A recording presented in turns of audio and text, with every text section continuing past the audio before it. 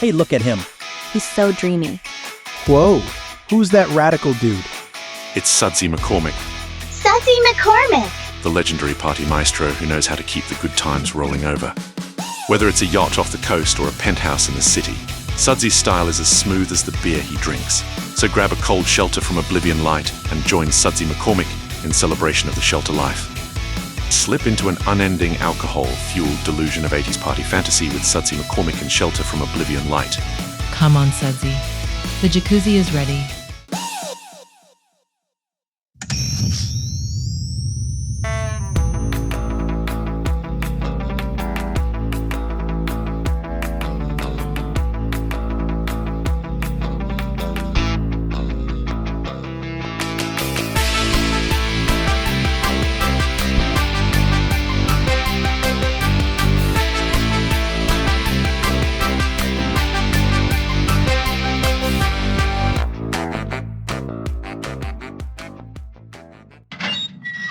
Seems like a good place to start. You know? Annie. As long as we haven't lost anybody yet. Hey, come back. We're about to start. Hey, hold on. Hey, come back over here. We have some things we want to talk about. They're not good things, but they're things. Here, boy. Come back. Come here. All right. Ladies and gentlemen, welcome back to the Shelter from Oblivion. We are so happy to be here. Are you happy to have us back?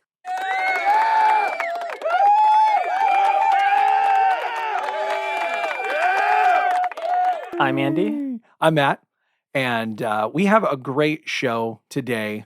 I think it's going to be full of good boys and surprisingly good girls. And That just got a little creepy, but no. I don't know Come why I back, said come it back. like that. Iconic 80s dogs. There's way too many for us to cover today. We won't get them all, but we've kind of handpicked a few of our favorites. Yes, and we have set, we have a whole category that we want to do. I'm going to take that all over again. That's terrible. Already, we're screwing up right away. Bad boy. Woof, woof. Now, all of you, I'm sure, have your own personal list of 80s dogs you're thinking of in your head. And we acknowledge that. There's probably going to be a part 2, part 3, part 4 at some point of this. But we had to narrow down a list of like our favorites just so we could get something. And even that was tough. So Matt came up with let's create some categories. That kind of helped us focus a little bit. Yes.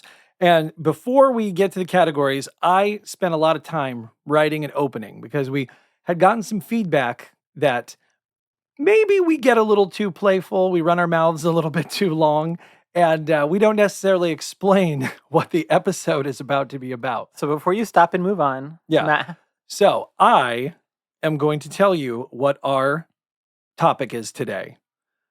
Today, we're diving into memorable dogs of the 1980s, from a surf bum's best friend to a family's worst nightmare. A doggo that came back from death, a canine that never lets the party die, puppers from outer space, and dogs that put crime in its place. We have an exciting list of pop culture pooches guaranteed to take you back to a simpler time of Big League Chew and bikes in the driveway. So sit, stay, and let's get into it. oh, that was brilliant. Oh, thank you very much. I appreciate it. Now Uh, you can go. All right. No, come Okay. back. What Hey, am I whoa, saying? Hey, come back here. So we have put these dogs into categories for you. We have chill dogs.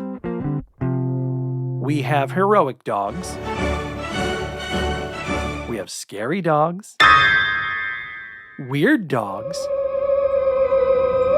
And of course, iconic dogs. The cream of the crop. Everyone, we'd like to say hello to Lisa.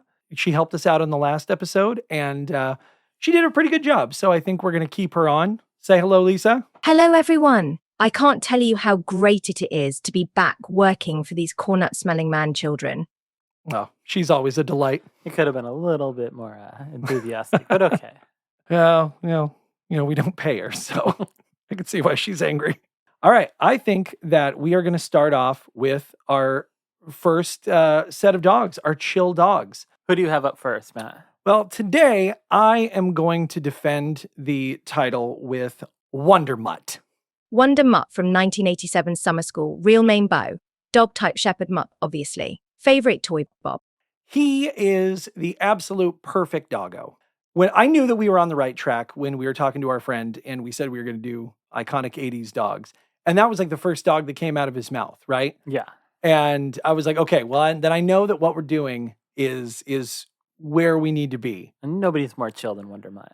That is true. But I just got done watching Summer School again. And if you haven't, you should stop, go watch Summer School and come back. Thank me later. And he's in like 5 minutes of this movie. Yeah. Tops. But he just keeps stealing the scenes as Yeah, I don't know what it is, but it's like the little that he's on screen, he's just this such a good dog energy. yeah. And he's so chill, and he's not even, he doesn't even do any tricks He's except like the for fetch. He's like the kid in the back of the class where every once in a while they'll say something correct and you're like, oh wait, I didn't know you were still here. Yeah. Well, yeah, like so the very first thing you know this dog is cool because Shoop is outside with his girlfriend and he's about to get picked for summer school. And All the teachers are fleeing. They're all trying to get out of there as quickly as they can. that amazing Danny Elfman music is playing. That like adjacent to Oingo Boingo. It's going all so it's like playing. There's high energy. All the cars He's are trying to scrambling. load all this luggage from his girlfriend into the car, which no one knows how she got all that luggage there. I love that. Yeah, they're gonna go right to the airport. Like this is so corny.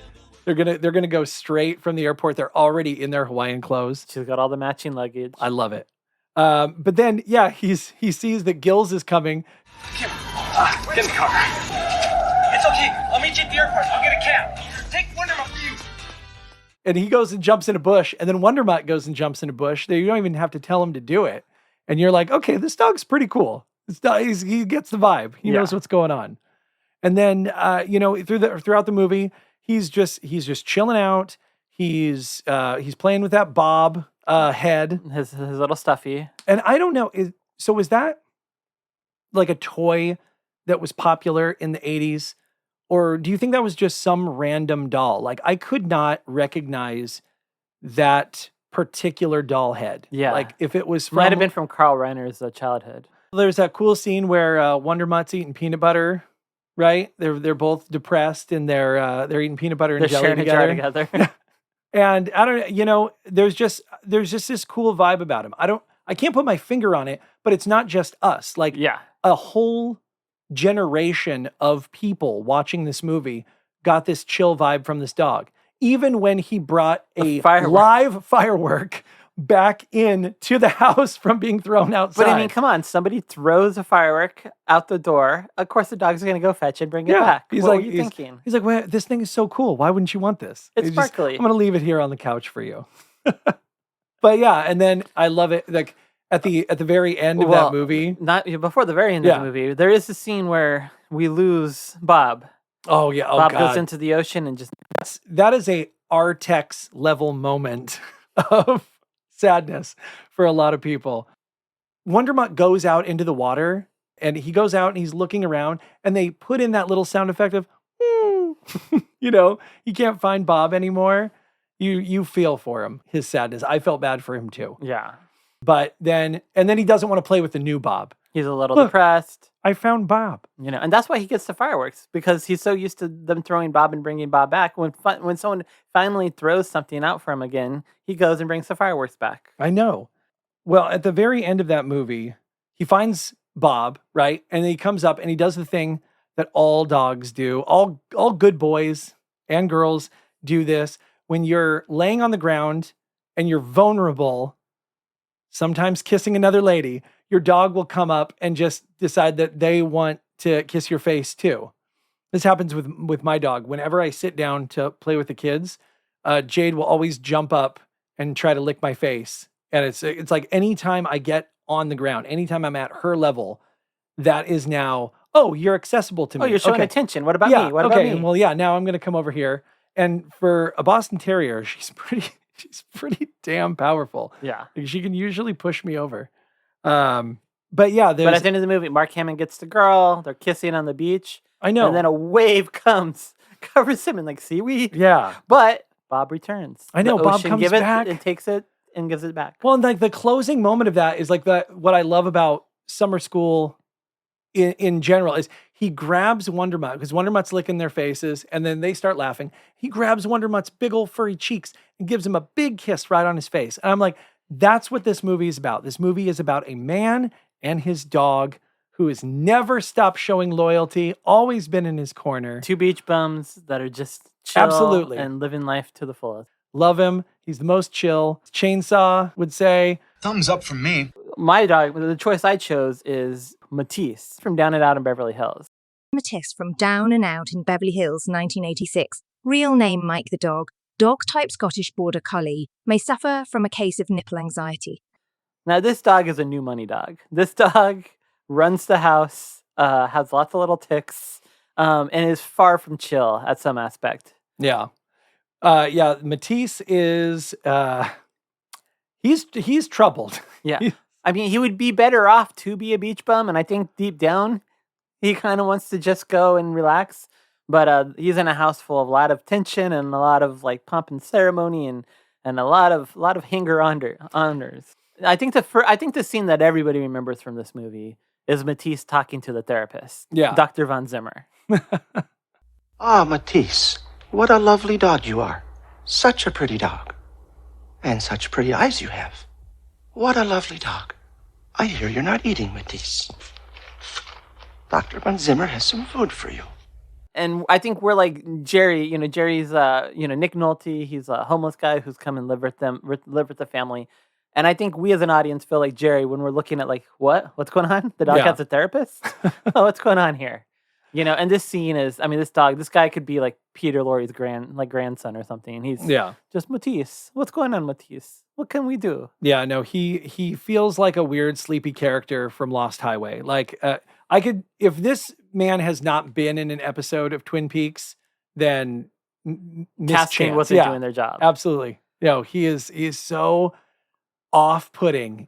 Like, you could tell that this guy believes 100% in what he's doing, that he feels like this dog really is reacting, like understands what he's saying. He's like, I'm not a dog whisperer, I'm a therapist. I'm going to get this dog. The problem, Matisse won't eat his dog food. Matisse only likes people food. Yeah. And so the therapist has to figure out, Matisse, what's going on? So he brings him some new food, puts it in the bowl, and this is classic. Matisse picks up the bowl with his mouth, tosses it over his shoulder, and then puts the bowl back down. Like, nope, not going to do it. And he like one move chucks it. He just grabs it, and just tosses it over his shoulder, throws it back down. Full confidence, full control of the house. Absolute fuck you right to this guy. Like, I'm not in dog language. I love it. And we go through everything a therapist can go through. Why is the dog upset? Who's neglecting it? We go through all that, So it's a great scene. Check it out on YouTube if you haven't seen it. Yeah, I mean, the thing that's cool about him is a little bit why Wondermutt is cool is he's always hanging out. Like, in scenes that don't have anything to do with him, what I like is that he's just kind of chilling. He's always there to elevate the scene. Yeah, and usually what they'll do is they'll cut to him trying to do something that a human is doing, and they build up to that a lot, to that point where the character Jerry, Nick Nolte's character, finally just says, Your dog, this dog, thinks it's human. There are no dogs around to teach it, so it's got no dog friends, no dog family, nothing to relate to. So it thinks human. Wants to eat what you're eating. And it's like, that kind of clicks. He's like, he won't eat because he thinks he's a human. He don't want dog food. He wants people food. And I think we all fall in love with Matisse because Matisse has all the tricks down. I mean, Matisse, perfect comic timing. Like, when Jerry takes off his clothes, Matisse like covers up like his eyes. Oh yeah, he's got all the old fashioned movie dog tricks. Like, watching Matisse reminds me of the time in the early 90s we went to Universal Studios, and it was in California, and they had this animal actors show where they would bring out birds and they would bring out dogs, and they would bring out like a chimpanzee or something, and they would do that classic pet acting. Yeah. And that's what Matisse feels like. It feels like that era of dog movies where, dogs are pushing carts. Yeah. And like dogs vaudeville are jumping meets up out like a window. Star Search. Yeah. Like, this dog really had talent. Where it feels like, even though he's my boy and I'm in his corner, Wondermutt feels like a very simply trained dog. Throw the ball, fetch. Right? Throw Like, the ball, especially fetch. for production. It's like, he's a dog. But it works. He's chill. But Matisse is definitely on a different level. You're watching this, and for me personally, I'm watching a Universal Studios movie of an animal actor. Like, And it's not just us, Matt. Like Matisse, so Matisse gets 7th billing in the movie. Yeah. Like Matisse's name is actually on the marquee with the other actors. Okay, well, Wonder Mutt didn't get that. That's Matisse, co-hosts SNL with Jay Leno in the same year. Yeah. Matisse was the star of some Disney after-school movie, Spot Marks the X. What actually had Ballot Oliver, the kid from Franken, which we'll talk about later. I know. And it's so cool. Down and Out of Beverly Hills, they tried to make it an actual sitcom the same year. And the only person they brought back was Matisse. They bring Matisse back. It's one of the very first shows on Fox. It's the first show of many shows on Fox that get canceled. Oh, yeah. Out of 13... Fox liked canceling the show so much, they're like, we're going to make this a thing that we do. I think they created the half season. Yeah. They created the, we'll see. Because even this show, they make 13 episodes, but 5 of them never aired. Oh, my gosh. Matisse is a star of a Coca-Cola commercial, which... You got to check that out if you haven't seen this one. Yeah, we were watching it earlier today. There's an American version and a Italian version, both beautiful. But one thing we did notice, though, the Italian version is shorter, and they cover up Matisse's face at the end with some Italian writing. But the American one is a little bit longer. And at the end, when Matisse gives over his Coca-Cola to, I'm assuming, his owner, and there's 2 Cokes, and one goes to the guy, and then this lady peeks her head out, and the other Coke goes to the lady. Matisse turns to the camera and goes, like he's not going to get a Coca-Cola. He did all that work. Yeah. He doesn't get one. Another scene I think we all remember is Matisse won't eat his dog food. Yeah. And so Nick Nolte goes, you're just not doing this right. Dog food, protein, it's really healthy for you. So he comes over, and he opens up. He's like, there's a perfect formula to get a dog to start eating. 1/3 Mighty Dog, 1/3 cow liver. Love what you wrote down and there. then 1/3 puppy chow, because you got to get a little texture in there. Anybody write this down, right? This is the secret surefire way. I'm telling you, I think this might work. And so Nick Nolte gets down, mixes it all together, and starts eating it out of the bowl. And the family is like, oh my God, what is going on? But Matisse is like, I respect Jerry. Yeah. If Jerry will eat this. Well, and if a human's eating out of a bowl, I can eat out of a bowl. I can eat out of a bowl. So Matisse comes over, starts eating the dog food, and now the family goes from disgust to like, oh my God, our baby's eating dog food, And the rest of the movie, after this, Matisse is no longer, before Matisse would be under the table eating human food and barking for more food. After this scene, Matisse is sitting there quiet next to Jerry at the table. Matisse is eating Matisse's dog food. At some point, you think Matisse will trust Jerry for anything until we get to the end of the film. Yeah, the end of the movie is like my favorite part of Matisse's whole journey, because it's like up until this point he's sort of been a dog, but who thinks he's a person. He's been mimicking human behavior and everything, and then he has this great sort of like independent thought moment where Jerry is like, I don't want to live here anymore. I'm going to leave. Come on, Matisse. It's our lucky day, Mingo. There's lots of places we can go. Frisco, Santa Fe, Ensenada. Jerry's going to show you the ropes. Show you the best parks to sleep in. Beaches where the coconuts flop into the palms of your hands. We'll make our own schedule. We don't owe nothing to nobody. All right, yeah. And Matisse chooses Jerry over the family. Yeah, and they want him to take Matisse. He's done the work with him. And they go out into an alleyway, and does Matisse start barking at him? Because I can't remember why Jerry thinks that Matisse is hungry. I think Matisse barks and then starts to follow Jerry. Because Matisse seems excited. Like, I'm going to go live this carefree, Wonder Mutt, they're gonna go live on the street. But at some point, Jerry realizes that Matisse wants food. So he starts digging out of this dumpster, and he finds this very expensive can of pate. Yeah, and he pours it into a bowl. Jerry ate it right out of the can. Did Matt even watch this movie? And starts eating out of it to try to get Matisse to eat out of it. And Matisse is just like, Nah, no, Matisse- that's trash, buddy. Matisse is like, I know we did that in the last scene, but yeah, that's trash. He's like, I don't think so. that was food in the house. Now You just pulled that out of the dumpster. So now- I don't think so. Now Matisse is like, you know what? Maybe I might stay with these Beverly Hillbillies over here.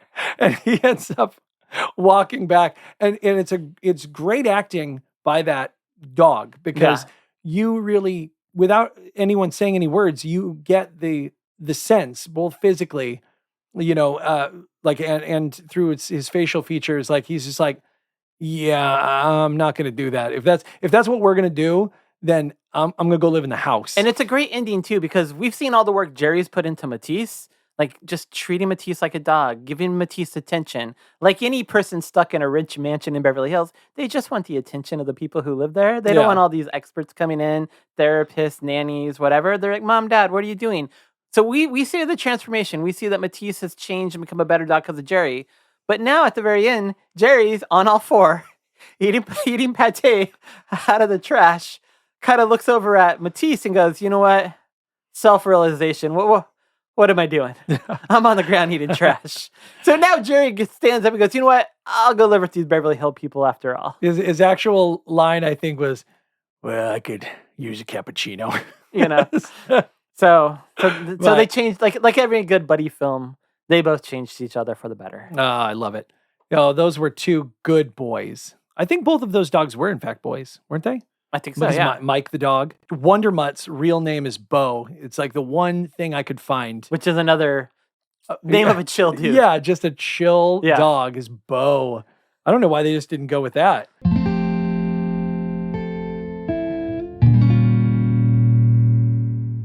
We are going to move on to one of my favorite categories, the heroic dog. There were so many heroic dogs of the 1980s.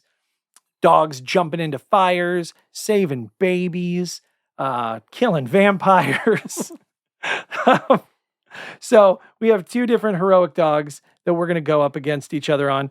I'm not going to lie. I think that I like Andy's dog the most, but I'm going to do my best to champion my heroic dog. You can't win them all, Matt. All right. So this is going to be very controversial. Everyone hold on to your butts. My heroic dog for this category is Scrappy Doo. Scrappy Doo first appeared in Scooby-Doo and Scrappy Doo 1979 to 1983. Real name, Scrappy Cornelius Doo, dog breed, Great Dane, prone to violent outbursts and known to possess, let's see, what the hell is puppy power? Scrappy has some really great qualities that I think we're overlooking. And he was created by Joseph Barbera. And then the character itself was voiced by Lenny Weinrib from 1979 to 1980, who also voiced H.R. Pufnstuf and Freddie from the Flintstone Kids. Oh, nice. So Freddie Flintstone. There is a difference there. And then 1 year later, they changed over to Don Mezek, who also did the Scooby-Doo character, Astro, Ricochet Rabbit, Dr. Quest from Johnny Quest, and Papa Smurf.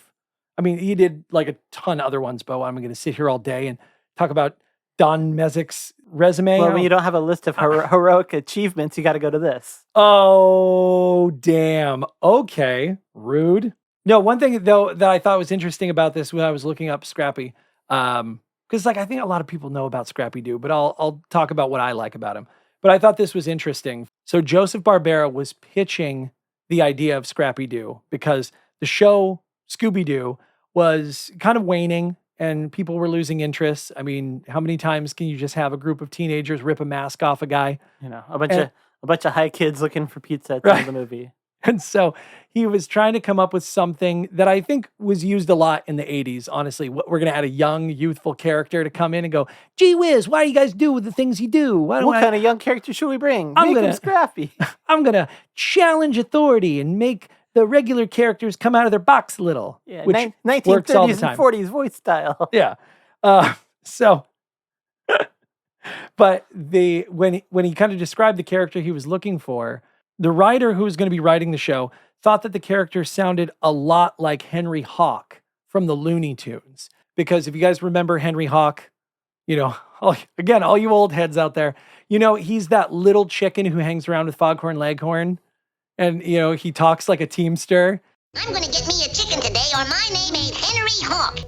You know, you think of a newsie. Do you remember that character? I totally remember You that remember character. Henry yeah, Hawk? yeah. And so I was like, oh, yeah, man, that makes total sense. Absolutely.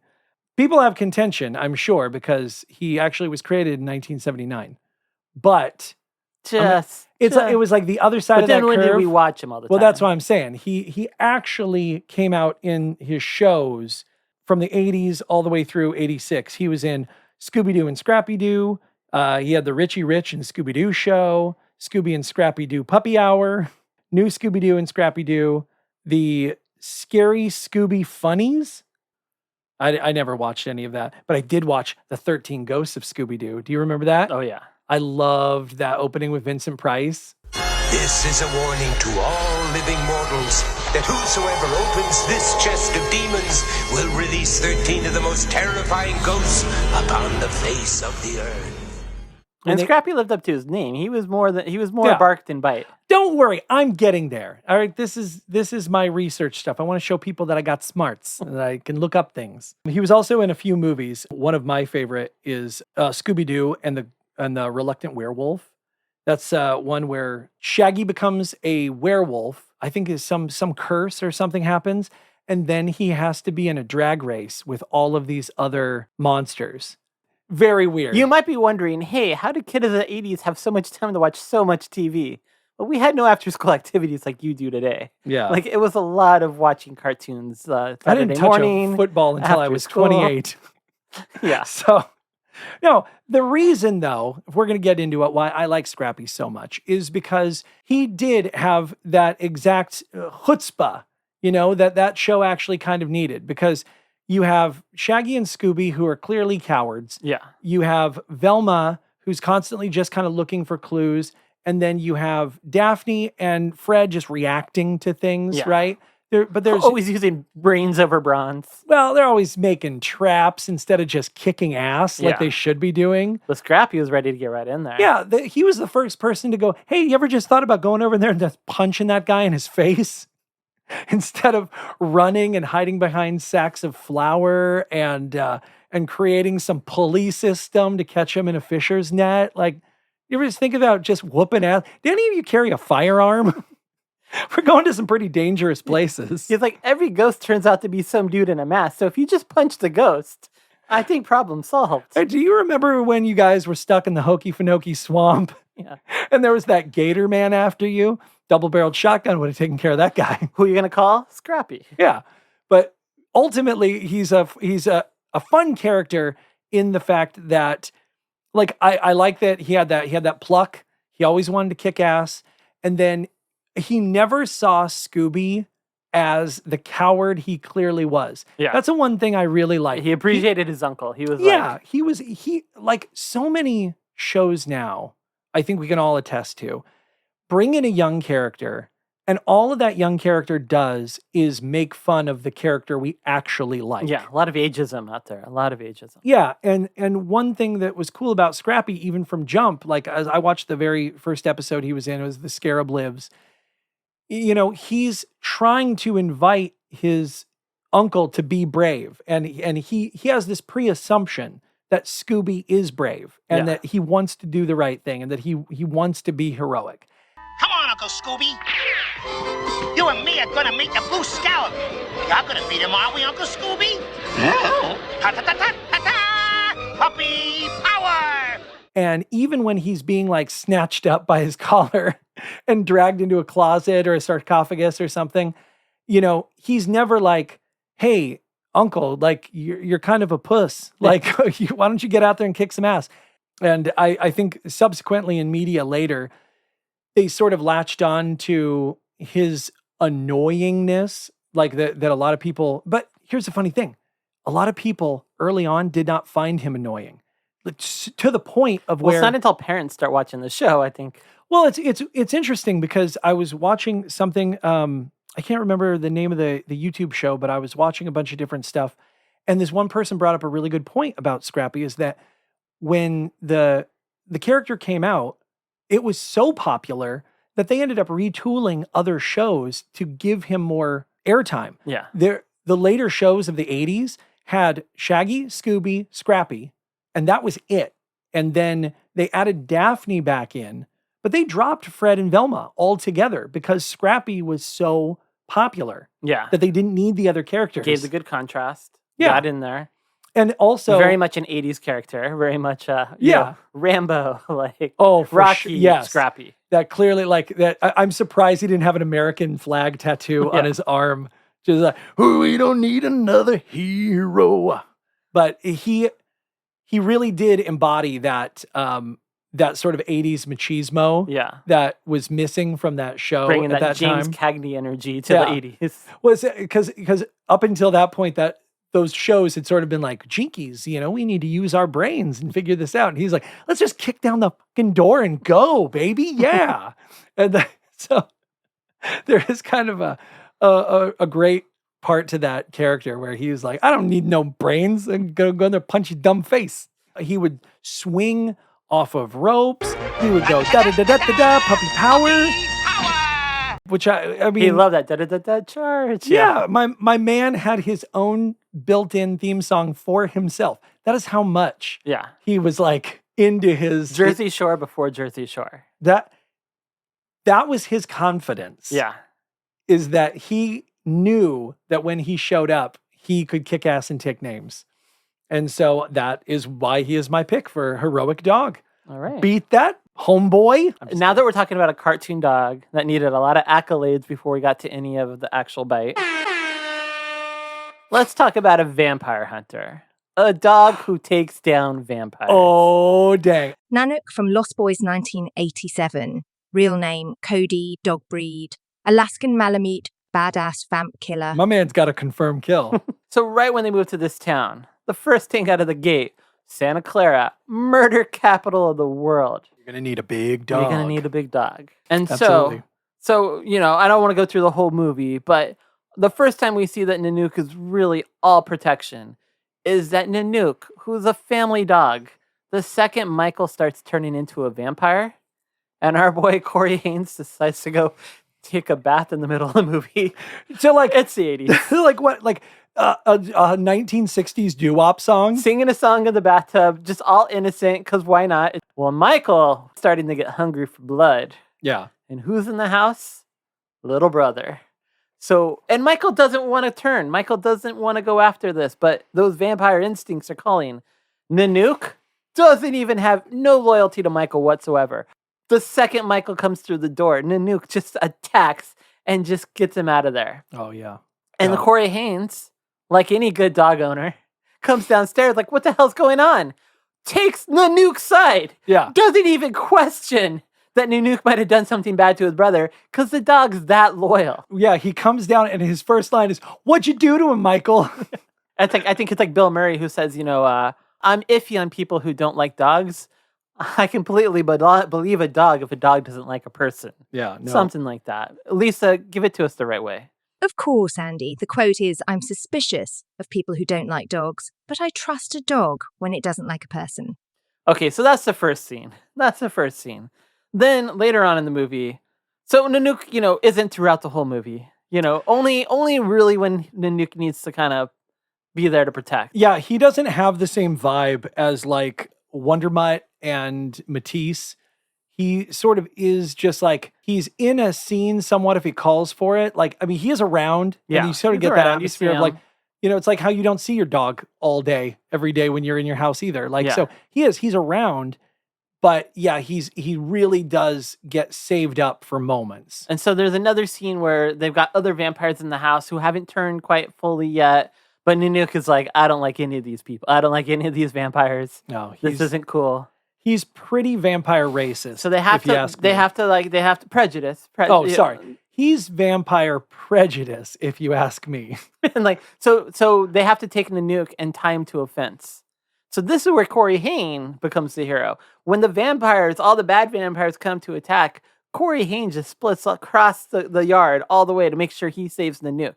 This is the kind of boy-dog loyalty that, you know, reminiscent of like movies from the 50s or whatever. A boy and his dog. Yeah. Now, Nanook's back in the house. The house is all set full of like vampire booby traps. They have a bathtub full of holy water. They got holy water in their guns. They got some stakes. They're ready to fight. Steaks. That does sound good. So Nanook gets to shine again. This time a confirmed vampire kill. Oh my gosh. These Because guys. the vampires are all attacking everyone. People are shooting their mistakes. Some vampires are blowing up. Another vampire runs and chases everyone into a bathroom. They think they're going to overpower the vampire with some garlic and a cross. Doesn't really work. Paul's getting real cocky, right? He's in there full vamp mode.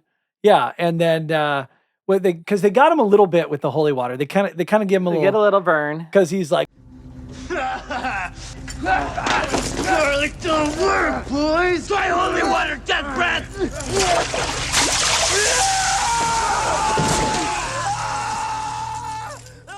But then they can't follow through. They can't close the deal.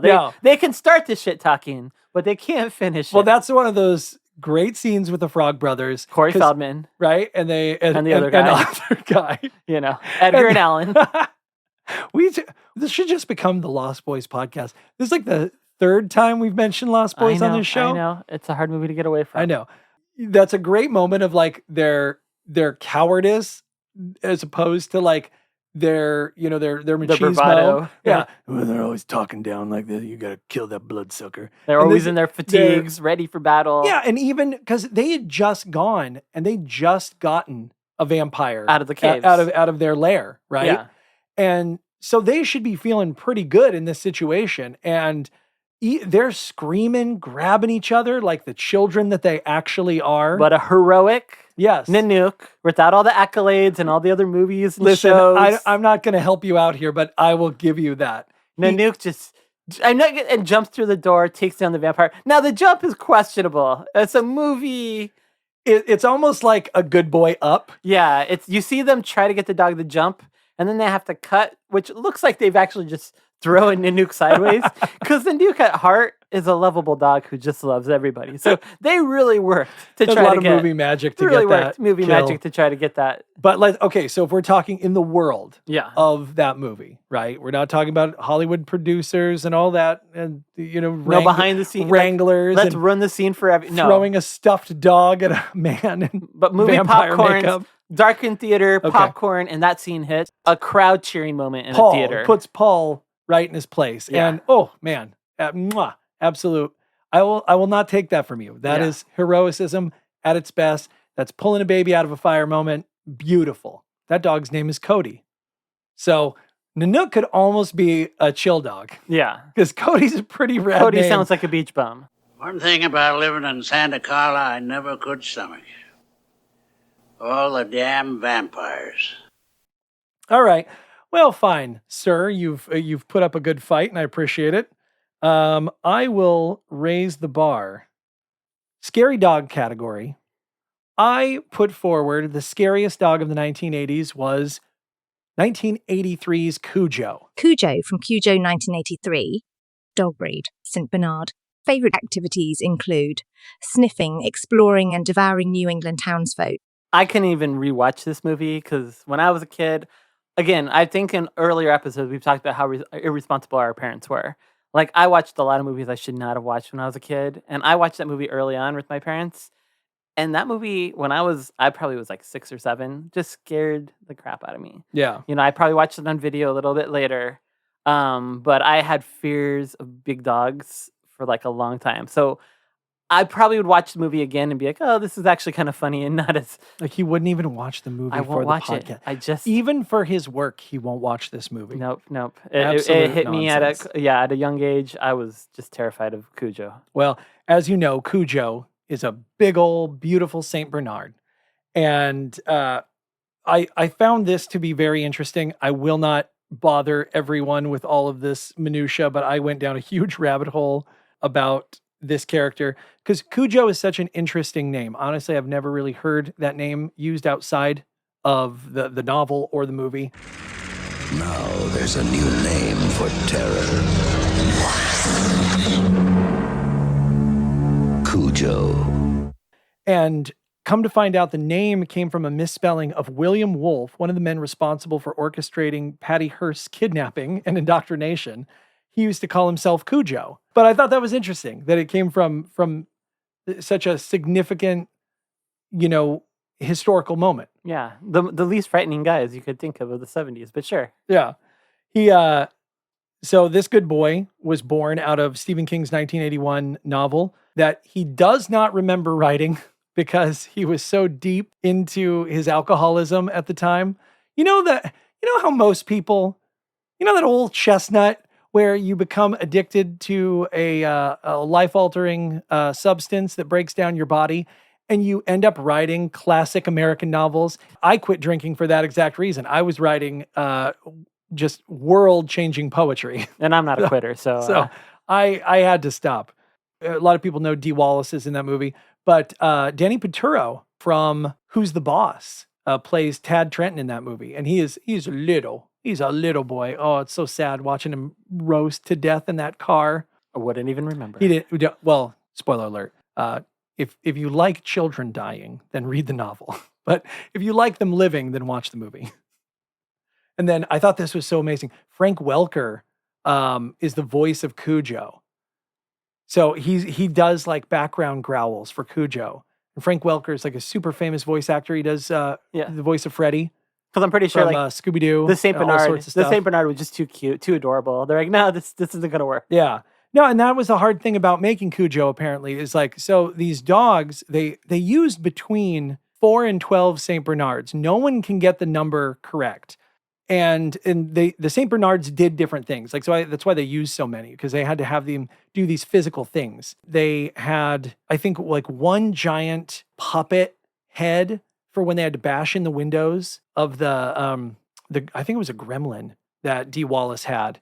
And so there's this great picture of like this Saint Bernard puppet on this guy's hand. Very cool, very detailed. And then I'm not sure if it ever got used, but I don't think it did, but they actually had a Saint Bernard suit that they put on another dog. So like when they didn't have like a Saint Bernard to use for the day, they would take this golden retriever and they'd put him in a Saint Bernard costume. Would he ever just put on a trench coat in the background and just wait for the scene? Well, but I heard that like they made the suit for the dog, but like that no one can confirm if they actually used it or not. I don't know what was going on in this set. Lot of cocaine or something was happening. There's This a lot of 80s powder. A lot of holes in this story, much like holes in their septums, I'm sure. But then the picture that I sent you for some of the scenes, and I think I found one, they used a man in a full Saint Bernard costume. And the pictures of this man in this costume are bone chilling. It harkens back to the guy in the dog costume from The Shining. Just terrifying stuff. You sent me a picture where they're actually dancing on set. Yeah, there's like Dee Wallace, someone else, and then this guy in the dog costume are doing a can. When we're done with this episode, I will actually put it on Instagram and let other people see it and have to throw bleach in their eyes like I did. Cujo, our boy, he gets up to some trouble. I don't know if you knew about this. He gets bit on the nose by a rabies-infested bat. And then he goes and has a little party in the town. He meets people. He has a nice time. I think his kill count is like 5 people in the whole movie. Oh my God, you're ravaged.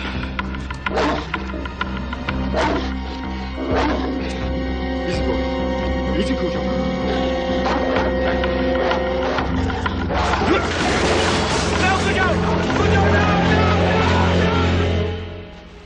Long story short about why Cujo is the scariest is because he is absolutely the neighborhood dog gone wrong. And he's big enough that he can actually do something about it. Like if Cujo was a Chihuahua, we wouldn't even be talking right now.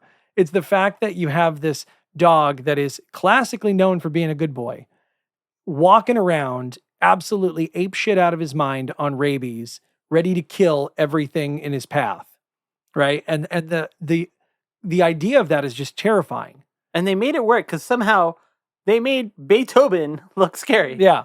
Yeah, I think that was something that was probably an interesting hurdle they had to get over with even trying to make the movie Beethoven. Yeah. It's like, okay, well, how are people just not going to laugh at this and call this like funny Cujo? What's interesting for me too is I was really scared of big dogs after watching Cujo, But I don't think I was scared of St. Bernards. Yeah. It was just the idea of what these big dogs could Well, yeah, do. we talked about there's a lot of tricks that they had to do with these St. Bernards. Like they had to tie St. Bernard's leg or a tail to their leg in a lot of scenes because in his very first kill, you can see the Cujo walks up to this guy who's dumping trash on top of trash for some reason. We were both watching this, and he's starts talking to Cujo, and Cujo is growling at this guy, but then wagging his tail. His tail is just wagging like he's happy as a clam, and that's unfortunately what happened with a lot of these St. Bernards. Is they're so friendly that they had to hide their nice dog behavior. They used whip eggs on their face to make all that great dog foam, but the dogs kept eating it off, of course, because why wouldn't you? Somebody's going to put delicious whipped egg all over your face. It reminds me when we thought Elaine had rabies in Seinfeld. Yeah. She's got rabies, just like my friend Bob Sacamano. Look at that, she's delirious. She's foaming at the mouth!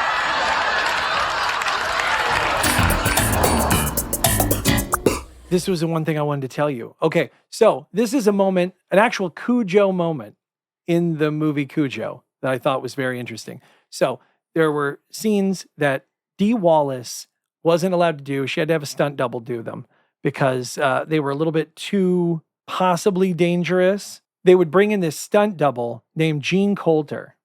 And there was a scene where they were using one of the St. Bernards, and the St. Bernard is trained to just jump up at a certain point. They're supposed to jump up, when given a certain signal. That's why they use so many. Like I said, is because each one had its own talent. This one had a jumping up talent, apparently. And what had happened in the scene, the dog's name was Cubby, by the way. Very cute.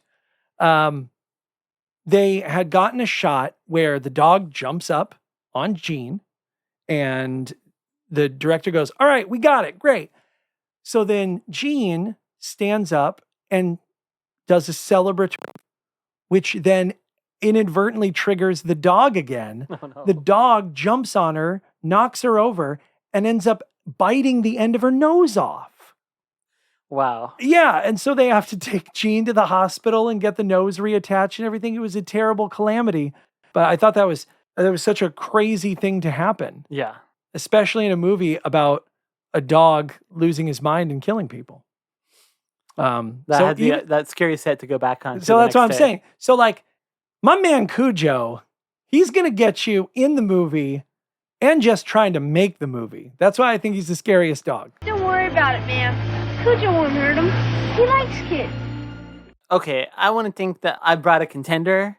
I know Cujo's the scariest dog because I was scared to rewatch the movie and even take on Cujo. So the dog I've chosen, the dog from The Thing. What it is known as Dog Thing. Dog Thing, from John Carpenter's The Thing, 1982. What the unholy shit is that fucking thing? Kill it. Kill it with fire, for fuck's sake. And this was another dog that was scary when I was a kid. When you're younger and you watch this movie. But now I'm watching it again and I'm like, okay, I actually really feel for the dog. And I think John Carpenter actually did a really good job building up the contrast between the dog and the thing in the dog. Because we start off with this dog running through Antarctica, some Swedish guy in a helicopter trying to shoot this dog. And it has to be the worst Mark Smith of all time. Yeah. Because they're on a helicopter, it's clear fields, cannot get to shoot this dog. Really? No, you go ahead and you shoot a 3.5 foot long target from a moving helicopter.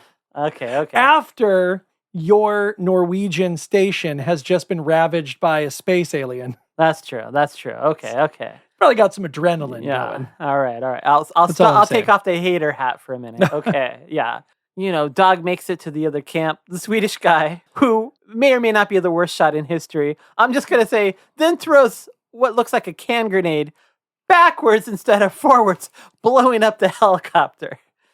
So, okay. So, but again, maybe not the worst Mark Smiths of all time, Yeah, I don't know. So defend that, Matt. I'm just saying, whoever wrote that scene, they were a big fan of the Marx Brothers. It's Yeah. just a lot of calamity going on.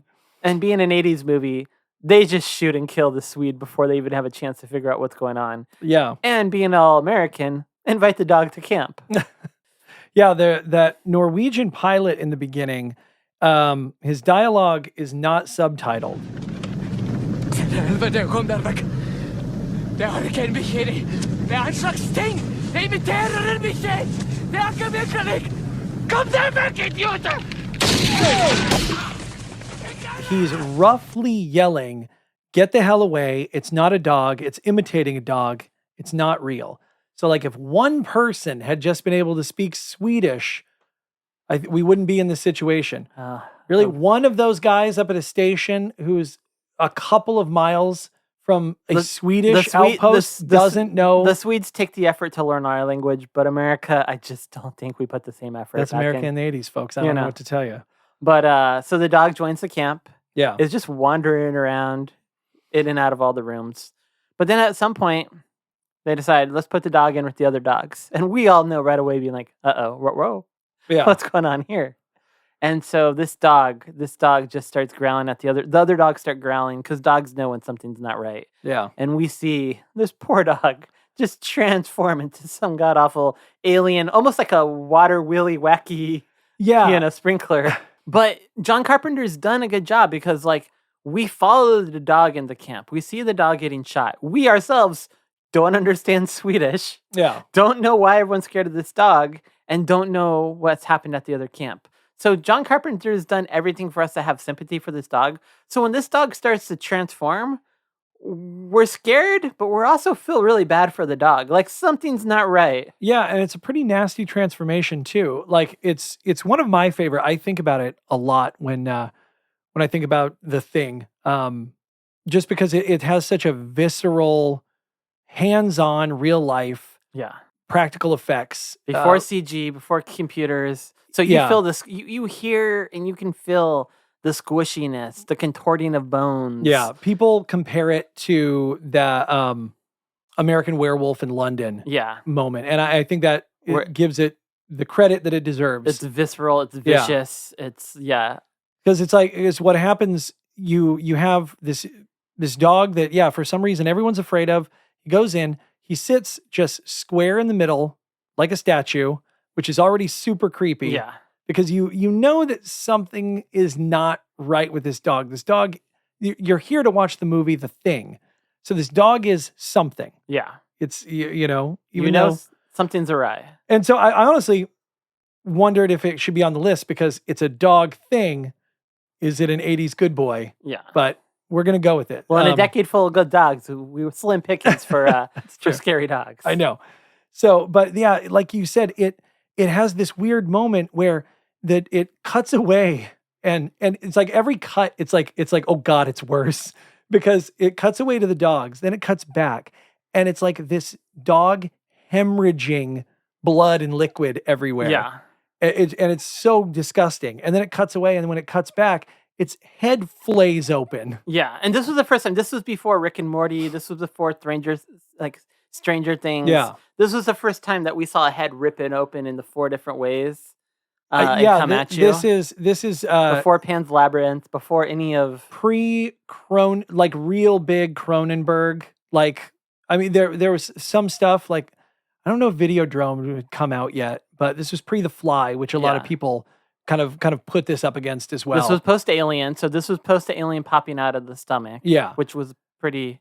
But it's like so you have these great stages of special effect where his face flays open and there's a skull underneath. The skull pops out because it's like, I don't need the skull anymore. It's just in my way. And then it becomes this weird flower-tongued, front-faced creature. Yeah. And then they did this reverse effect shot with these wiggly hoses. And they give it just all that... Yeah, it's like... all that audio that just makes you, like, uneasy. It's the same effect that made the werewolf character. Yeah. Like they did it backwards. And yeah, it's all these strange sounds, kind of like a chittering sound from like crickets and so all this other gross stuff. And then it's like there's just hell comes out of this dog. Yeah. Because by the time the guys get there, these 2 giant weird hands have like broken out of the top of its back Yeah. and grabbed onto the ceiling. And then the dog has become this pile of goop with like this weird dog head. If you go to Instagram, you'll see it's one of the pictures that we have on there of all of the 80s dogs. But it's like, yeah, this weird skinned dog head. At the very end of it, like the skin on this dog rips open and this weird flower pod kind of comes out of the center of it before it gets barbecued. Like if Rick Baker set the bar with the American Werewolf in London, Stan Winston's being like, Yeah. we're gonna outdo this. Yeah, and this was put together by Stan Winston. Essentially what he had done, I was looking at some pictures of his sculpting. He had essentially created it to be a giant hand puppet. I mean, that's ultimately what it was. It was this huge hand puppet that had kind of working, like radio controlled eyes and ears. And then it had these string kind of pulled legs that would kind of just kick around. Yeah, lots of jelly and goo Yeah, and then- liquid and The guy who was running the puppet, he said, I spent most of the day with just jelly running down my back.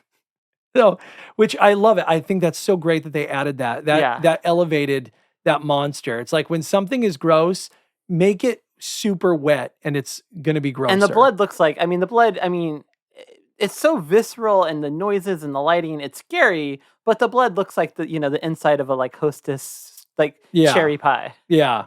But the detail on this is so good and minute, and I think the scene is lit way too dark. Yeah. It really bothers me because Stan Winston put so much thought and work into what this creature would be that I really wish that they lit it a little bit better. But again, I think, as the filmmaker side of it is, we'll start off giving you a little in the dark, and then Yeah. throughout the movie, you'll get a better and better look at this thing. I totally get it. It's just when that flower bursts out, and it's kind of like you can't really tell the detail in there. Yeah. But that is like, I think it's like 8 or 9 dog tongues and Yeah. then rows of dog teeth all put in there, all crafted Yeah. individually for that one little bursting scene. All of that effort put in there. Like, And then- it's so beautiful. At the end of the movie, you get a good look at the monster, and it almost looks like that poor dog's trying to get out. Yeah.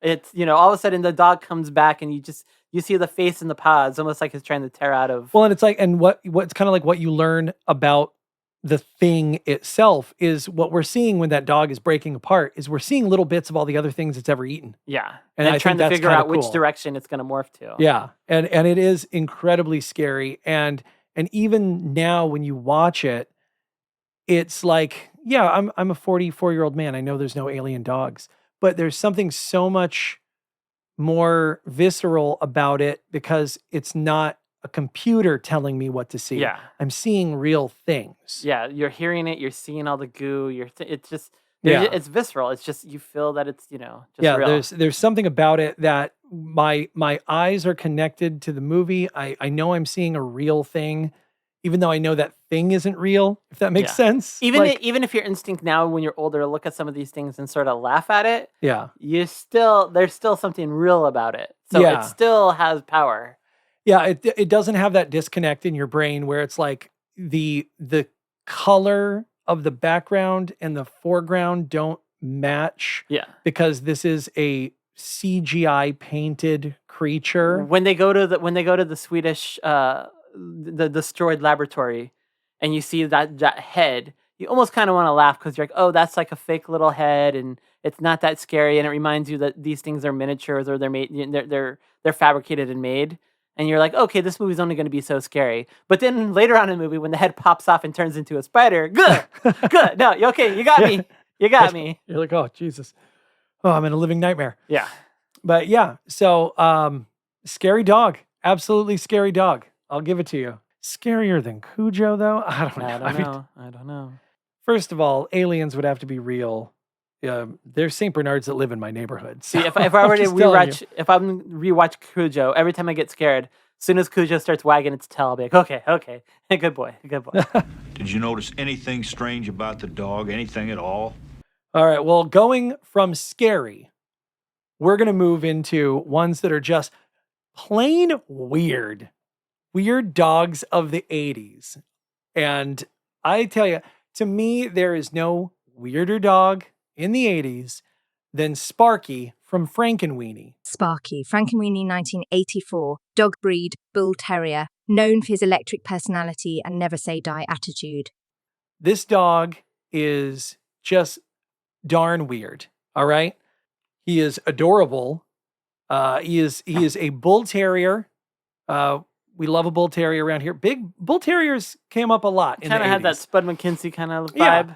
But what I like about Sparky is, which makes him just weird, is that he's a dog that is covered in stitches and he can't drink water because it sprays out of his neck. And he's still, despite all that, very fun-loving, very friendly, very kind. And it's Tim Burton, so the patchwork of the dog, I mean, just looks amazing. It's different furs, it's different textures. Yeah, it's not just like he didn't just throw a few pieces of stitching on the dog. Like the dog has like his areas where he literally has spots. Yeah. And then other areas where it's like I think he might even have squares. Yeah, little punk rock vibe, I mean, it's all Tim Burton. This is not CGI, this isn't post effects, Yeah. They really figured out how to do this. We're sitting in the room right now with a original VHS copy of Disney's Frankenweenie. A disclaimer, if you watch it streaming on, I'm not going to say which networks or which streaming services, but some of the stuff has been cut out of it now. You'll notice scenes are not as they were originally intended. Yeah, and I'm glad we're talking about this because it's something that I had discovered when I was trying to watch it on YouTube, which you shouldn't do. Don't go to YouTube right now and watch Vincent and Frankenweenie back to back. You go pay for it. And I paid for it and watched it on a streaming service, which I thought I was doing the right thing, only to like have conversations with Matt. Like I already felt like some of the scenes felt a little odd. Like, oh, that was a weird cut, or that was a weird transition. But then as me and Matt started talking about it, I'm like, oh no, wait, that didn't happen. Wait, I do remember that. I just watched it. It was not in the streaming that I just watched. So what ended up happening is I have on this show said that I am insane before. And this is not going to disprove that. I sat and watched the YouTube version on my TV, and I watched the version from the streaming service on my phone at the same time to see where they made the cuts. And there's definitely about 3.5 to 5 minutes missing from the streaming service version. And it's nothing. There's no reason for it to be gone. It's not nothing offensive, nothing controversial. It's literally just there's one scene that they took out that's just kids walking down the street talking about getting another dog and whether or not that's going to happen. And they just cut it out. It actually adds to the movie. They should have kept it in. But they took that out. They took out a couple of scenes. The girl with blonde hair, Sophia Coppola, where she gets scared by Sparky. They cut out just this very minute portion of a teacher. And so it's all these weird little moments that they took out for no reason. I can't assume it was runtime. Yeah. It's streaming, so it's pointless. So this is where, for me, I will buy old VHS or old DVDs sometimes because sometimes people recolor a movie. Sometimes just a lot of these movies don't make it to streaming services, or they were on streaming services and then get taken off because of different copyright. So I had to go ahead and buy a VHS copy for Matt and I. Yeah. Just so we have an original for, just in case anything happens. No, I thought this was interesting, though, kind of in that same vein, not about Sparky himself. There's very little actually about the Sparky character. Like outside of being the a bull weirdness terrier. is really the people's reaction to Sparky. Yeah. As most Tim Burton movies are. I know. He's a weird boy, but he's a good boy. But I thought it was interesting along with the release of this movie because it's a short. It's probably about 25 minutes long, something like that. And he's literally going to get the movie 27 right now. 27 minutes long. Okay. So originally you're like, okay, well, what's this 27-minute movie? Where are we going to put this? Right? Because you have to understand this is 1984. Tim Burton hadn't made some of his best movies yet. He wasn't. He hadn't directed a feature film yet. Yeah, he was not on the map. There wasn't YouTube or places for people to go and find short films. This might have played on Disney. Yeah. So originally what they had thought is that this would be a short that would go in front of the re-release of The Jungle Book when it came back into theaters. And then they decided to reschedule that to Pinocchio in December 21st, 1984. And I remember my mom taking me to see Pinocchio when it came back in the theaters. Obviously, it didn't end up having Frankenweenie in front of it, but I thought that was a weird moment that sparked for me. Yeah. Because I remember going to a theater to watch Pinocchio in the theater, which is crazy. Sometimes I wonder if maybe these just played in New York and LA and not. Yeah. And so what ended up happening is they ended up not adding it to anything. And then following the success of Tim Burton with Pee-wee's Big Adventure and Beetlejuice and Batman and Edward Scissorhands, the film was given a home video release in 1992, which is what we have here. And it was released as an extra along with Vincent on the Nightmare Before Christmas DVD, Blu-ray, in the 2000s. But an interesting point Matt brings up is, what do you do with a short film like this? Well, I had always wondered how Tim Burton and Pee Wee Herman had got together. Like, how did Pee Wee Herman pick Tim Burton? I knew they both went to Cal Arts, so I thought maybe they might have had a mutual friend, or there might have just been some people in those classes that were like, hey, check out what this guy's doing. What ended up happening is in 1984, movie comes out in 85, Paul Rubens at Warner Brothers, and they pick out a director for him. Once he's written the movie like 3 times, they finally pick the movie they like. They pick a director for him. Pee-wee decides, I really don't like this director. I don't like his last 2 films. I got to find someone else. And Warner Brothers like, you better do it quick because you're greenlit. We need to make a movie. So he goes that same day to a party with people from the Groundling, his acting troupe that he used to be a part of. And he starts asking, hey, does anybody know any young upcoming directors? And one of the ladies there was like, I just saw a short film by this guy named Tim Burton. It's about a Franken dog weenie. Debbie, he is only like the next Martin Scorsese. And I think that he might actually be perfect for this movie. That's how they connect. And because of this short film, Tim Burton gets chosen to direct his first feature film, which was Pee-wee's Big Adventure. That is wild. What's funny about the Martin Scorsese line, which is in Singles, when Tim Burton's going to make a dating video. Yeah. Around the same time that this happened, Griffin Dunn had seen the short for Vincent that played in front of a movie and his producing partner. And they originally wanted Martin Scorsese to direct After Hours, but Martin Scorsese turned it down to go do Last Temptation of Christ. So then they go to Tim Burton because of the short Vincent. They liked how it was offbeat and the humor, so they were going to have him direct After Hours. Tim Burton showed up to the first meeting with storyboards. The next meeting, he had a little like model of what the apartment would look like, and they're like, this is amazing. Oh my God. But nobody wanted to finance it because no one had ever heard of Tim Burton. Yeah. Meanwhile, Scorsese gets fired from Last Temptation of Christ, which eventually he would go back and do. So now he's available. So now he comes back and says, I'll do After Hours. He could bring a budget right away. You're like, Martin Scorsese, we have a budget. It's a go film. So they had to go back to Tim Burton and say, hey, sorry, we're going to go with Martin Scorsese after all. Which Tim Burton, of course, was like, Martin Scorsese, yeah, I will bow out. Yeah, it was a no-brainer. So the same year that he bows out of After Hours, so Scorsese can go back and take the picture, both movies come out around the same time now. So After Hours and Pee-wee's Big Adventure come out at the same time. Pee-wee's Big Adventure, blockbuster, really great film. After Hours was kind of a flop. Yeah, so Griffin Dunn and Pee Wee Herman are going across the country doing all the news junkets together on this movie. And Griffin Dunn now wishes, you know what? I wonder what the film would have been like had we kept Tim Burton.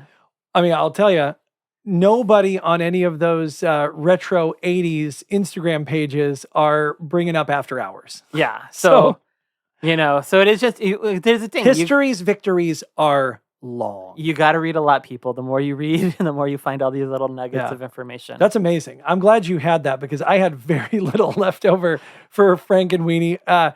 He's just a very weird dog. Yeah. And I love him. So these 2 short films, they really led to bigger, better things. That's amazing. Sparky seems friendly enough. I guess we can't punish Victor for bringing Sparky back from the dead. So my weird dog, We're getting a little long in the tooth. you know, if you went with Scrappy, I was like, okay, so we've opened the gambit. All kinds of dogs can come in. So I decided for me, it would be John Candy's Barf from Baseballs. Barf, Spaceballs 1987. Real name, a buffalo mule. Half man, half dog, 100%. Deep with Pizza the Hut. This was just, I think this is a very weird dog. John Candy, I mean, John Candy's like, look, like they already had to have animatronic ears, so his ears could be kind of all goofy and make reactions, which means they had to give him a big pompadour hairstyle that covered up his real ears. Let's talk about Barf. Who's Barf as the character? And Barf has a little soul patch because he's a cool dog. So- but Barf is pretty much Chewbacca. Yeah, he's a good boy of Lone Star. And Lone Star, Bill Pullman. Yeah. Bill Pullman, who plays the Han Solo character. Interesting fact is that George Lucas gave like Mel Brooks permission that they could use, because it could make Spaceballs. His only thing was Lone Star cannot look like Han Solo. Yeah. So instead they dressed him like Indiana Jones. This was Bill Pullman's second movie. But the star... I never noticed that. That's so funny. The biggest person in this movie by far was John Candy. And Yeah. John Candy's playing the sidekick and just stills the movie. Well, it's interesting because I just watched Spaceballs the other day. I actually didn't plan to watch it, but it was like really easily accessible. So I was like, all right, let's let it roll. I haven't seen it in a while. And you open up with Barf and he's in the back and he's just in his jumpsuit. Eating And beefaroni or whatever the dog food. Oh my God. Yeah. He's eating it out of a can. He's kind of doing a little dancing jive move. I'm actually dancing right now. You guys can't see it. And, then he gets the alarm, and so he puts that down. And he's like, "Always when I'm eating." And is he eating like a chicken, Yeah, he's like dipping it. Yeah. and then he puts that down, and then he picks up a thing of dog biscuits and starts walking those around. Just classic. Like right away, this is a likable character. Yeah. I mean, he's a weird dog, but he's a likable figure. Like right away, they do that great pan down shot. Up to his big fur bursting Converse. The whole movie, you can't get away from the fact that he's got this like curly Howard from the Three Stooges quality to him. Because he's cowardly, but he's always got something funny to say. He's always like doing some slapstick bit somewhere. Like when the stormtroopers or the guards, when they land and want to shoot at him, he comes right out of the Winnebago, flips him off, and does a little kiss.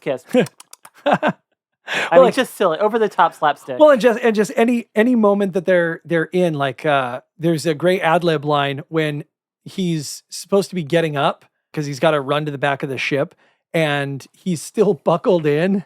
So he gets up with his full force and gets knocked back down, and he goes, "Oh, that's gonna leave a mark." Like that actually happened to John Candy right in that moment. He forgot to unbuckle himself, and he just threw that line in, and it's like that's the Barf character through everything. Like he's doing something stupid or something painful, and he's just funny. Like he's got a bit to the camera where he looks right into the camera and just goes, Funny. She doesn't look Jewish. He's got all the great lines. Even when he's in the diner at the end, his tell is just kind of trying to... Oh, he's going up ladies' skirts? And she gets mad at him, and he's like, the tell has a mind of its own. Which I guess in Cujo, you could kind of say, the tell... See? Has a mind of its own. You can't control good dogs' tails. I don't know what to tell you. Yeah.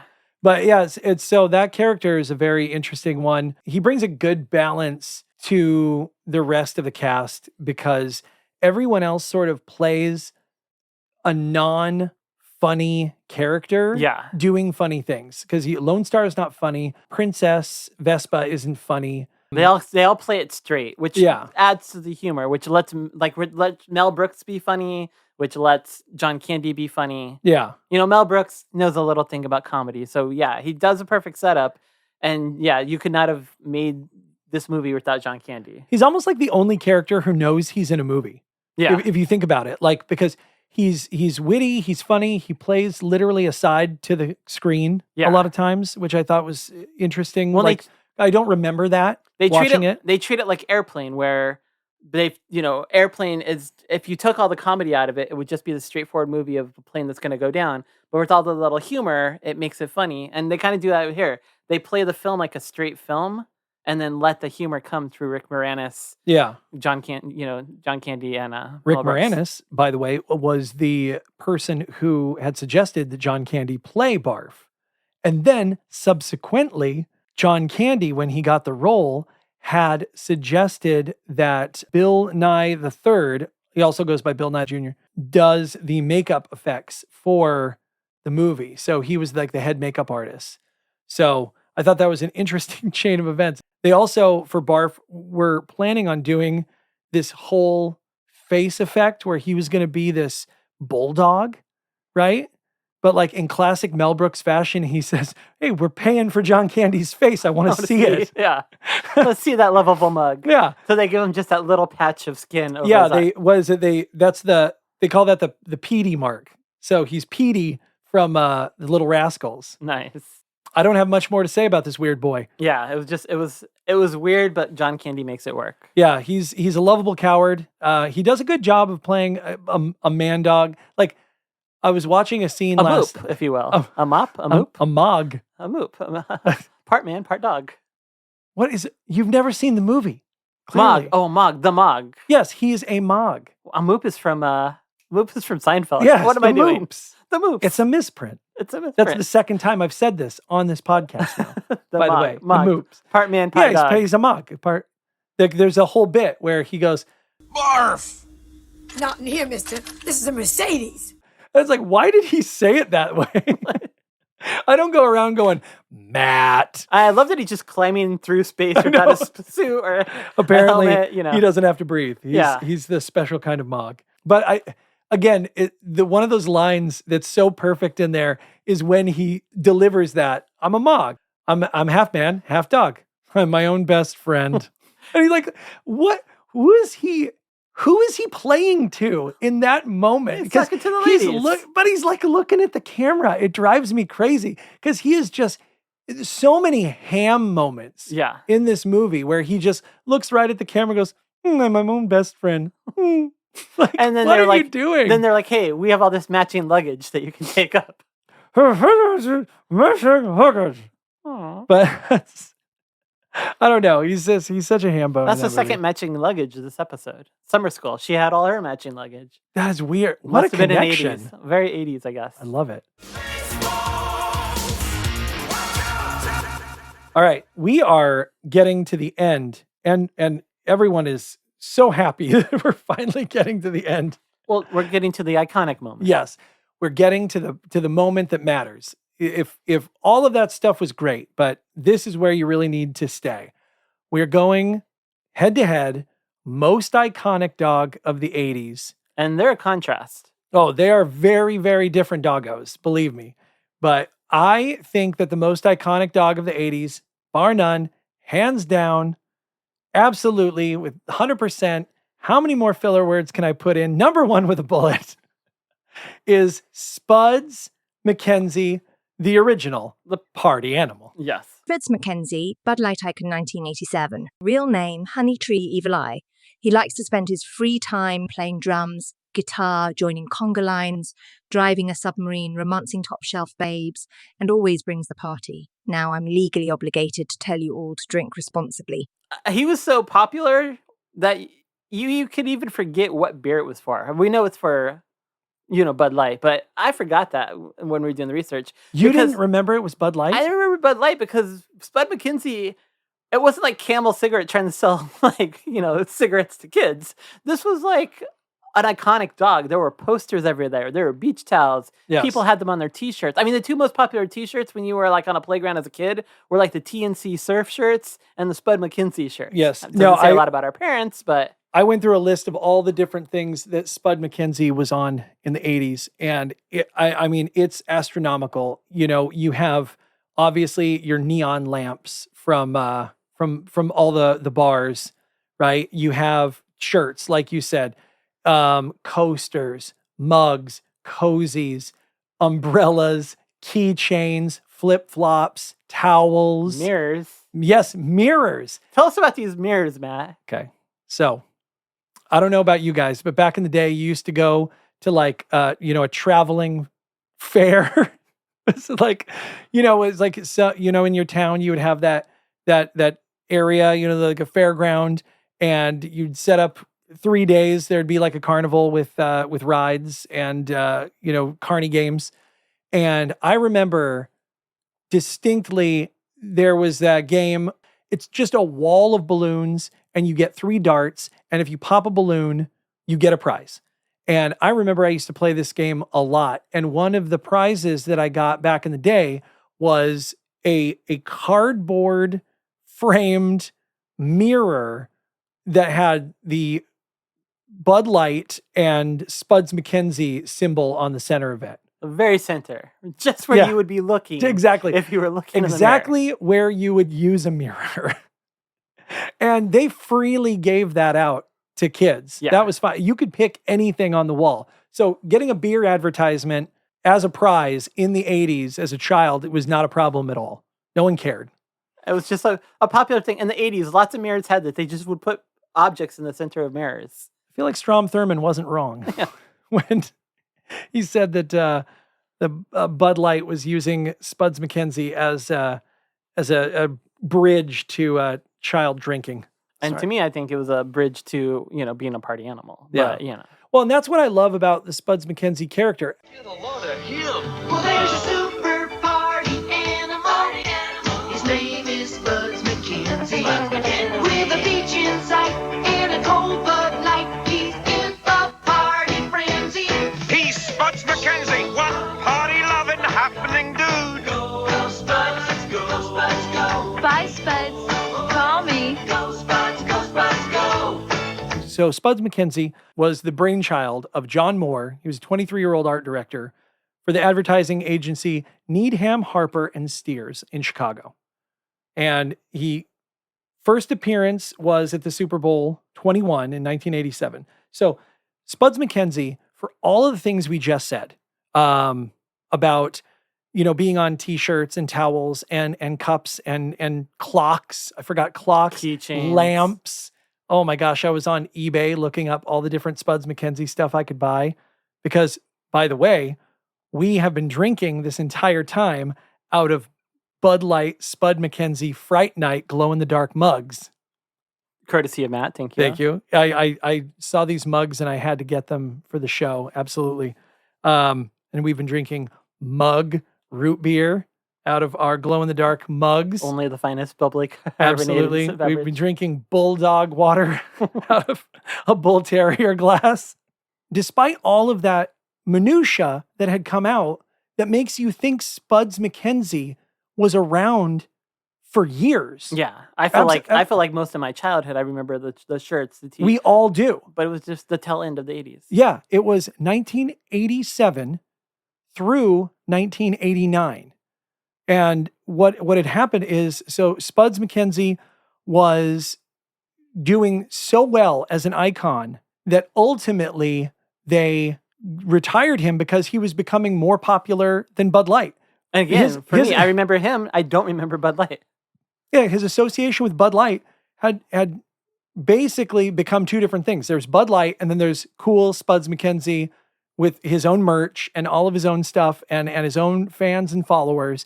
And they really weren't jiving anymore. So it's like, talk about a guy who got fired for doing a great job. He's Spuds MacKenzie, the posh pooch of pop culture. Go Spuds, go. Spuds, you're an animal. Go Spuds, go. The advertising campaigns knew exactly what they were. And I love them. They're the epitome of the 80s, of prosperity, of America, and party before politics. Exactly. Partying above all. Robin Leach from Lifestyles of the Rich and Famous was the narrator of all of these commercials. And every commercial was basically the same. And it knew what it was. Like, you've got the Spudettes, these 3 women who were the same 3 for the entire run of the campaign. These ladies worked very hard. And what would happen is the commercial would open and they would see like a bunch of people partying, and then something would happen. Like a submarine would pop out of the ocean, or a big, long, white limo with horns on the front would show up. Some stretch limo would be somewhere, or a bunch of people in the very first ad, and then just this floppy dog in a costume Surrounded by ladies. Yeah, would just show up, and then all of these humans would be going crazy for this dog while these three women were singing the theme song about how Spuds MacKenzie is the party animal. And they used different genres that I thought was cool. Every commercial had like its own little genre where, it would be like the first one was sort of a Beach Boys style. The one for the Caribbean cruise was a little bit more like Caribbean styling. They had like a Southwestern. The Halloween one, I like that one the most because they were running a contest for winning a party with Spuds MacKenzie at the Psycho House in Universal Studios. Norman, is that you?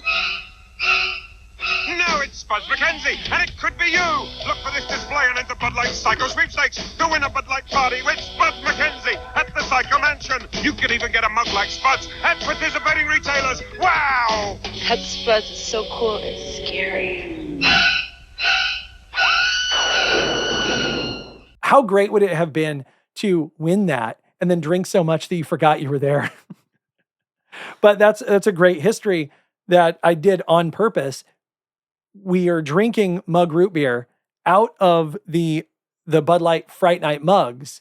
Both of those brands had a party in the Psycho House party. Oh, nice. Yeah, because I think it was 1988, Mug ran a contest with Elvira. Wanna go psycho with me, Elvira? Here at the Bates Motel? Look for me wherever they sell mug root beer. And enter the Go Psycho with Elvira contest. You can be my guest at Universal Studios in Hollywood for a monstrous bash at the Bates Motel. Shower anyone? This Halloween, go psycho with Elvira and win a party with mug root beer and me. I love my mug. I love it. So 2 pieces of history. Did in one Elvira mug. have her own glow-in-the-dark mug? Yes, she did. And I also have that mug. And both of them, I to commemorate these mugs, I created my own glow shelf, which you guys have probably seen on Instagram. Go to our reels and you'll see a video of my glow shelf that is ever growing. I'm very excited. I'm going to have a glow room at some point, hopefully. The Spudettes I really enjoyed because they were also forced to go on television shows with the dog and pretend that the dog was a rich playboy party animal. Tonight, ladies and gentlemen, sitting in our audience is one of the celebrities of all time. He is the guru of good times, the chancellor of charm, the sage of sophistication. Please welcome everybody's favorite party animal, Spuds MacKenzie.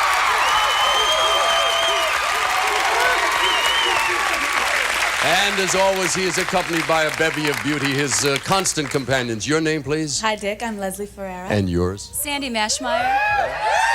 Hi, I'm Leela Rashawn. Now, Leslie, does he really enjoy these public appearances, a man of his stature? Dick, Mr. McKenzie is the biggest ham in the world. He loves it. He loves meeting lots of people, and he I has a can wonderful tell time. he's really excited tonight. Now, Sandy, she called him Mr. McKenzie. Doesn't he know he's a dog? Oh, he's Dick, not that a dog. D Don't word say that now. D word. The D word is Don't say no. the D word. He doesn't know. He's not a dog. He's a party animal, the number one. And there was one did you end up seeing the one with Dick Clark? Yeah. And Honey Tree is just yawning through the entire thing. Like, he's a real party animal. And then she yawns. Just like this huge yawn. Yeah. Notice Andy, said she, that's because Spuds MacKenzie was actually a girl. You just can't believe anything on TV, I guess. Leela Rashawn went on to, we're talking about this. She went on to some pretty notable fame. Go into her IMDb and check it out. She was on the Wayans Brothers show. There were a bunch of other movies that she was in. They were kind of in a genre and a time that of shows like I didn't really watch. So I don't remember much about her. I had to be reminded when I looked her up. Interesting thing to me about this is Sandy Mashmeyer. This goes deep. This is how deep I go for you folks. She is the actress who Bill Murray takes to the movie theater when he dresses up and says, "I told you, call me Bronco," in Groundhog Day. She's the one who's dressed like a maid. I thought we were going to a costume party. It's like I said, I love this film. I've seen it over 100 times. Phil? Told you, call me Bronco. Sorry, Bronco. That's Sandy. So she started her career hanging out with another party animal. I like to see that she's sticking with wild men. Good for her. This is an interesting piece of trivia that I kept from you on purpose. So there was a lady named Amelia Dorsey Riveras, who was a multi-ethnic woman who worked in modeling in Seattle. And she had been booking jobs for herself, but she felt that her body type was keeping her from getting the modeling that she wanted. And she was very jealous of the Spudettes at the time because the Spudettes like represented what she thought was classic, like American sort of Western male beauty, right? Like beauty standards. Her boyfriend at the time was named Anthony Ray. Ray is actually Sir Mix-a-Lot. Oh. And Sir Mix-a-Lot wrote the song I Like Big Butts for his girlfriend to promote that larger model style. Oh, nice. So there's such a weird, deep connection between Spuds MacKenzie and I Like Big Butts. Party it up. No, I think Spuds is the best and most iconic dog of the 80s just because he can drum, he can run a submarine, he can play guitar. He knows when he's had enough. There's a whole big set of commercials that they had to create to offset, like Strom Thurmond, Mothers Against Drunk Driving, the Center for Science in Public Interest. They were all deeply against the Spuds MacKenzie advertising because they thought that it was sort of the Joe Camel, right? That he's going to start bringing kids to alcohol. And what's funny is we were kids of the 80s. At no point did I watch any of these commercials or any of the merchandise and be like, I want a Bud. Spud MacKenzie was larger than the brand. And I think that's what, like you said, that's ultimately where we parted ways.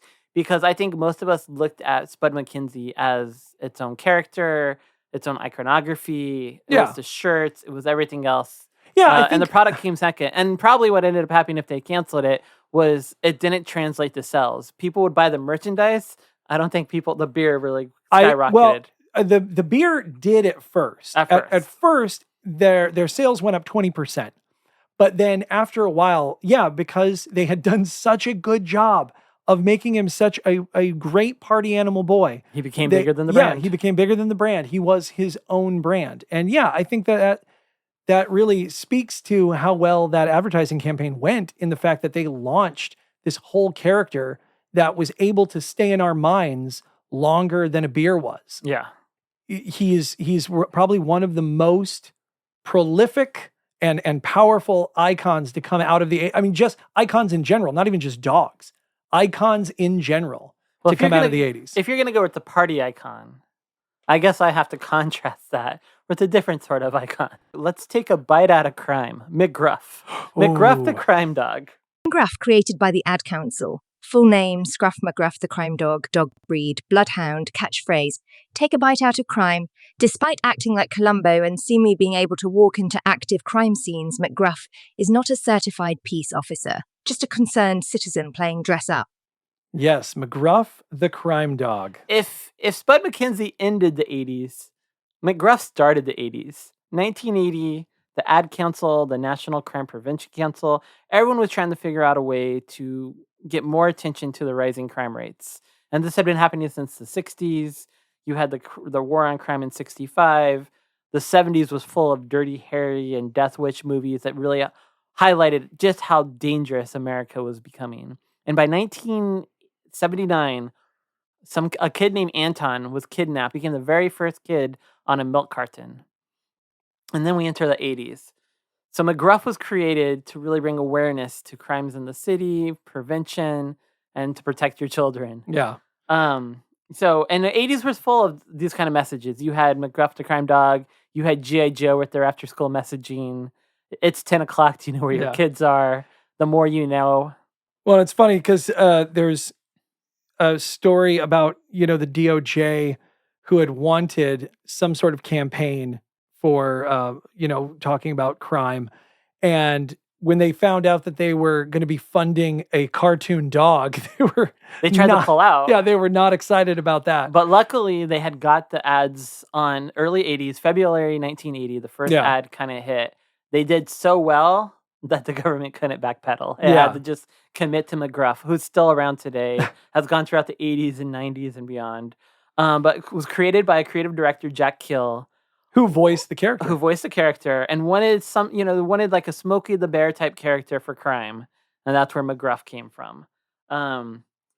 And McGruff was one of those things. So when, as a kid, we saw McGruff everywhere. It was, like you see him on neighborhood watch signs. You would see people would come to your school dressed in costumes, McGruff. Yeah. I never saw this, but apparently there were hand puppets. There was an animatronic, kind of like a Teddy Ruxpin toy that they would bring out sometimes, probably at the nicer schools. And I actually have a picture that I'll also put on Instagram. I found a McGruff puppet at my mom's old church. So I took some pictures of it.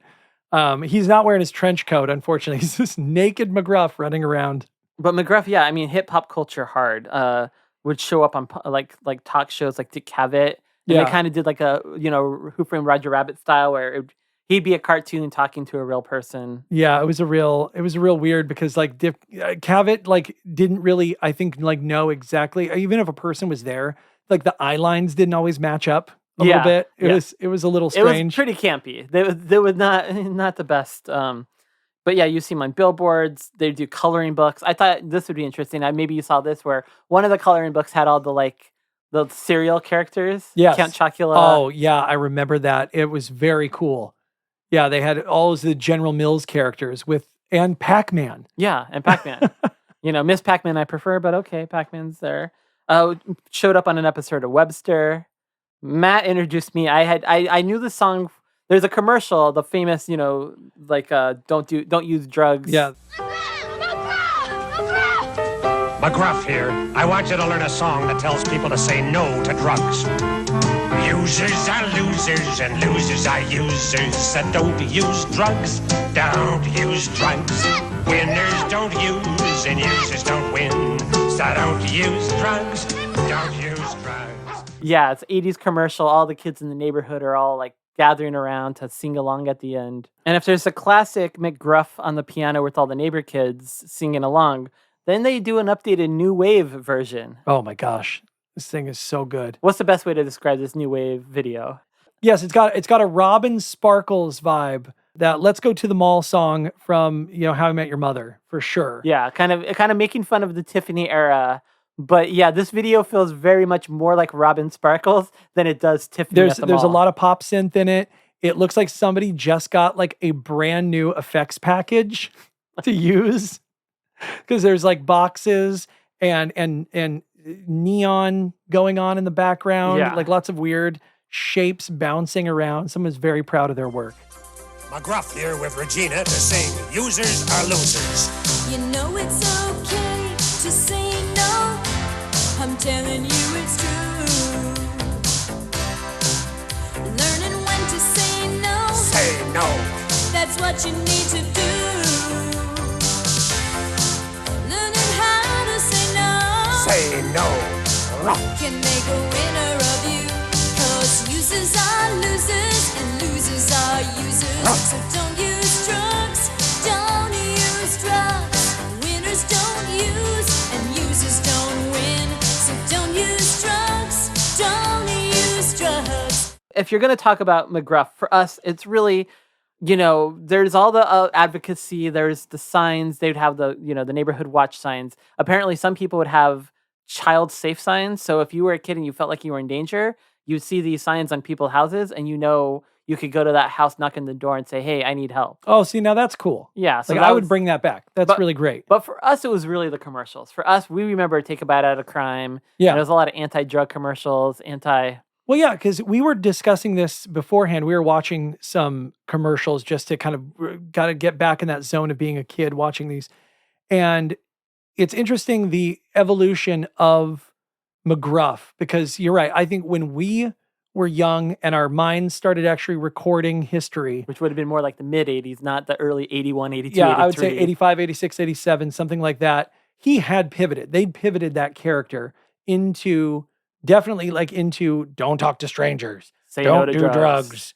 That was very big. The don't do drugs was huge. Yeah. And then, but like also, like watch out for people trying to molest you and all good things. I love it. And I'm glad that they created him because he really was able to be this figure that was approachable and a little silly, but he broached subjects that would be hard to just have a conversation with at home. And you took the subjects a little more seriously. Because like Dare, I don't know a kid who didn't look at the Dare program and just laugh. Well, and it's funny too, because it's like, I associate both of those together. Like, in my mind, I would almost say that like, there's an assembly somewhere where Dare came to the school and McGruff was like, playing second fiddle. Yeah. Or like was the second act to the billing on that. There's that iconic kidnapping commercial with Jenny. That's Jenny. But that's not Jenny's dad. If she gets into that car, you may be looking at Jenny for the last time. Jenny's walking down the street and some creepy dude just pulls up and opens the side door. Yeah. But McGruff says, Jenny's not going to go in that car. Yeah. That's a stranger. And then he starts giving off some facts about all these kids that go missing every year. When you listen to it, it's very scary language on purpose. He kind of acts like your older, gruff grandpa or uncle because he just shoots the facts at you because he's like, 20,000 kids go missing a year, one by one. I don't know. Could be your kid next. You never know. I don't know these things. How well are you watching your kid? We're watching a whole playground and you have kids on the bikes. The second all the kids disappear, the bikes are still going and then fall over. Like the baseball bat is still up in the air and the baseball bat and the ball fall. The basketball falls. It's a rapture. It is amazing. And in their first year, they got 100 million free ad space available throughout the country. So commercials, billboards, magazines. So this was everywhere and it just continued to be everywhere. Yeah. They put out an entire album called McGruff's Smart Kids. And it's a whole musical cassette of different songs about, doing drugs, about doing inhalants, about being yourself, about not letting people touch your body. Staying away from cocaine. Yeah. Oh, yeah. There's a whole one about crack cocaine. 'Cause nobody's needing that crack and cocaine. There's terrible trouble behind it. And sooner or later you're burning your brain, making a mess of your mind. I encourage you to go look up this album, listen to it, absorb its lyricism. My problem isn't with McGruff doing music. I think it's that McGruff, the gentleman who does the voice, he's he's gruff. Yeah. That's why his name is McGruff. Yeah. But he is a terrible singer. No. Yeah. He's awful. And I don't know why they got done with these albums and they were like, yeah, this is good. Let's package this and put it out. Yeah. I don't know if they could have gotten like a sound-alike who can actually hit notes, but this is probably like a 50-year-old man trying to sing melodically. Well, trying to cross genres, and it's just sort of like, yeah, you're big on TV. You're big with this crime thing, baby. You got it going on. Yeah, daddy-o. But like the album, it's a miss. Well, yeah, it's very weird. It sounds like if Columbo was trying to make an album, right? But you gotta go to YouTube and you gotta watch some of these old commercials because one of them is someone trying to break into somebody's house, pretending to be a delivery man, only to then take the back of a shotgun and try to like knock the door down with the shotgun. You have another one where someone's stealing a bike and an old lady pulls out her CB radio walkie-talkie to call the police. And apparently, Matt, this is a real woman? Yeah, Mimi was a real neighborhood watch woman from the neighborhood. So from what I'm given to understand, the lady who's on the giant walkie-talkie is an actual neighborhood watch person from that neighborhood. They do another one where, you have these movers in front of a house, but then across the street, we're in the window looking out the window, And the kid's like, hey, aren't they on vacation? And the dad's like, maybe they're being robbed. Should we call the police? And the wife's like, yes, honey, we should call the cops. Well, you gave him too much credit. He goes, I think they're being robbed. Should we call the police? I think they're being robbed. Like, yeah. You're like, Dad, there's a reason I don't bring things to you. I think you might have had a lobotomy. But apparently this neighborhood watch angle, crime went down 50% in these neighborhoods that would start using, the neighborhood. There's no doubt that McGruff, at least for a certain period of time, was effective. Yeah. For sure. But so that's my contrast to the party animal that is Spud McKenzie. Yeah. If Spud brought the party up, McGruff is the guy who'd kick everyone out. Oh, and McGruff had a nephew? Oh, yeah, he did. He had a nephew named Scruff. Not Scrappy. No, his name was Scruff. And he was the classic, like, again, let's add a kid to a situation to make it more popular. Because he had these big white cartoon eyes. Overconfident. Yeah, he had a t-shirt and these big goofy shoes. And he had a hat on. It was like on sideways, like it wasn't backwards, but it also wasn't fully forwards all the time. And his friend's looking for a video game, finds a gun instead. His friends want to go down a lit street. He thinks, what if we go down the alley? Yeah, and so he's like this kid who's like, for some reason they couldn't make like they needed to make making bad choices more relatable somehow. So they created this character who made bad choices on purpose for McGruff to then go, hey, you shouldn't go do that. Stop it. Don't use a gun. Don't go down the alley. You get punched in the face by a bully. Here's my nephew Scruff, about to run into trouble again. Hey, Bobo, where's your video game? In here. Well, look at this. Uh-oh. It's my dad, so wanna hold it? What'll I do? I feel like Mr. Bookman from Seinfeld is kind of loosely based off McGruff. Like, absolutely. You like to steal books from libraries? I don't mean that way. So that character had come out when we were older, but I do remember Scruffy coming out, or what is it, Scruff? Scruff. Yeah. Scruff gives off Poochie vibes from The Simpsons. He's very, hey, fellow teenagers, rock and roll. All right. Hang 10. Totally. All right. Well, that was a lot of talk about dogs. We know some of you out there shaking your fists because we missed your favorite dog. And believe me, there's a lot of other dogs we wish we could have covered. Yes. I am not going to choose who won each category. You at home choose who did a better job of defending their dog, and then tell us in the comments who overall won the category. All right. Follow us on Instagram at shelter.from.oblivion. I'm going to put the dots in every time. I'm an old man. I need you to know where to go. All right. Well, at least it's not Shelter from Oblivion 24 or 26. We got in there early. Yeah. Well, I'm going to put up some more pictures of some good boys probably before this episode comes out. And so, you'll have some reference for some of the stuff we're saying. I really appreciate everyone coming down to the shelter today. It was really fun. I had a great time talking about these dogs today. Yeah, I had a fun time researching this. Some of the stuff was in me and I knew it from forever. Other stuff, I learned some new things. So I hope you kind of go through the episode and just sort of pick out some things to go research, because you won't be disappointed in any of these finds. For sure. And you guys tell us also in the comments, what dogs do you want for part 2? We have a list we put together, but we're flexible. If you come up with a really good one, we'll bump one of our ideas. And I can't wait to do that one. Thank you guys for coming. Appreciate it. Lisa, take us out. All right, everyone. Get out of here before those numbskulls start talking about the top 5 greatest cats of the 80s or some bloody cliche nonsense. You can't get this hour and 49 minutes back, Anyway, here are some dogs barking jingle bells. I'm assuming it's because Matt didn't want to pay for 1982's Atomic Dog by George Clinton and the Parliament Funkadelic.